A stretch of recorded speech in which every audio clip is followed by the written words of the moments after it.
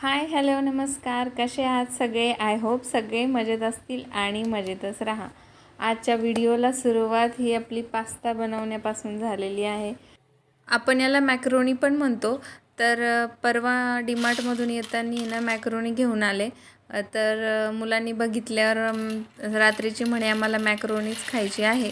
त्यामुळं इकडं मी हे ना बनवण्यासाठी घेतली. सगळ्यात अगोदर गॅसवर कढईमध्ये पाणी उकळायला ठेवलं. त्यामध्ये 2 चमचे मीठ घातले आणि 1 चमचा तेल घातलं.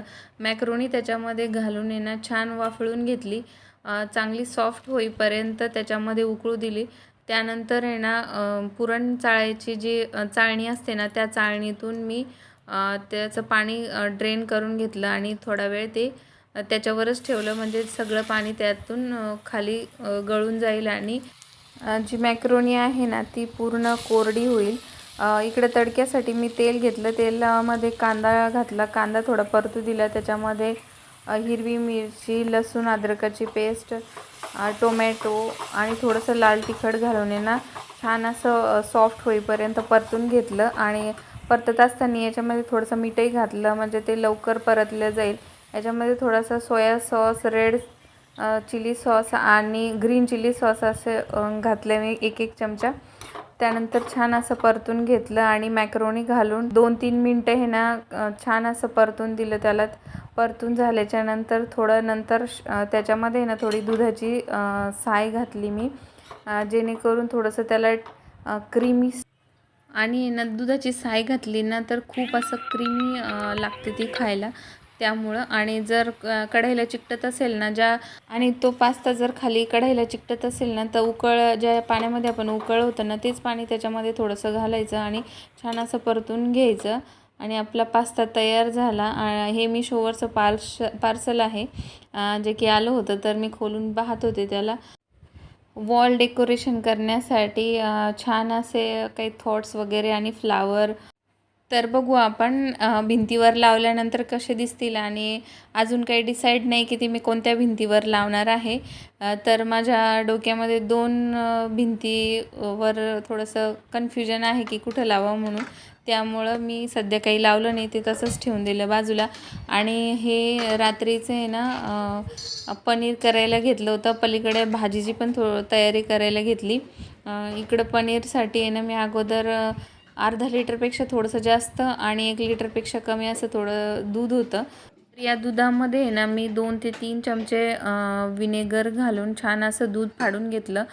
दुधामधून किंवा त्या पनीरमधून आहे ना विनेगरचा वास येऊ नये म्हणून त्याला चांगलं 2-4 पाण्याने स्वच्छ धुवायचं. त्याला आहे ना एखाद्या सुती कापडामध्ये टाकून आहे ना छान असं त्याच्यामधलं सगळं पाणी काढून घ्यायचं. एकदम कोरडं करायचं आणि त्याच्यावरती ओझं ठेवायचं, जेणेकरून काही थोडंसं पाणी राहिलेलं असेल त्या ओझ्याने ते सगळं पाणी खाली निघून जाईल आणि चाळणीवरच ते तसं ठेवून द्यायचं.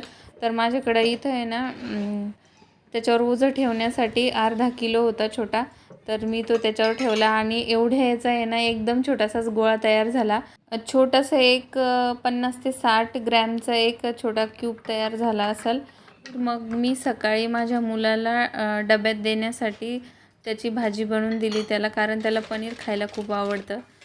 त्यामुळं इकडं माझी सोबत मी भाजी पण करून घेतली. रात्री मी डांगराची भाजी बनवली होती, पंपकिन. आणि पनीर आहे ना बनवणं इतकं सोपं आहे. तर आपण घरीच पनीर बनवण्याचा नेहमी प्रयत्न करायचा. आणि जर तुमच्याकडं विनेगर नसेल ना तर तुम्ही याच्यामध्ये लिंबू घालूनही ते दूध फाडून घेऊ शकता. आणि अशाच प्रकारे ते स्वच्छ धुवून घ्यायचं, एखाद्या चाळणीवर ठेवायचं आणि पाणी पूर्ण निथळूस्तोवर आहे ना त्याला त्या चाळणीवरच राहू द्यायचं. आणि ते चांगलं सेट झालं की मग फ्रीजमध्ये ठेवून द्यायचं. आणि ज्यावेळेस तुम्हाला वापर करायचा त्यावेळेस तुम्ही ते वापरात घेऊ शकता. त्यानंतर आहे ना मी सकाळची देवपूजा करून घेतली. आणि देवाचे सगळे जे कपडे वगैरे ते होते ना तर ते रोज थोडं का होईना त्या कपड्यांवरती पाणी लागतं. तर थोडेसे खराब झाले होते. तर मी सगळेच देव अगोदर काढून घेतले ताटामध्ये आणि देवघरातलं जे काही सगळं सामान होतं ते सगळं खाली काढून घेतलं. आणि देवाचा कपडाही जो खालचा होता तो बदलला आणि आतमधल्या पायऱ्या काढून त्याच्या खाली सगळं स्वच्छ करून घेतलं. आणि मग नंतर देव धुवून आपापल्या जागी जशाच्या तसे ठेवून दिले परत. बरेच दिवस झाले मी तुमच्यासोबत माझ्या देवपूजेचा काही व्हिडिओ मी शेअर केला नव्हता. तर म्हणून आज मी म्हटलं चला देवपूजा करताना मी आज तुमच्यासोबत शेअर करते.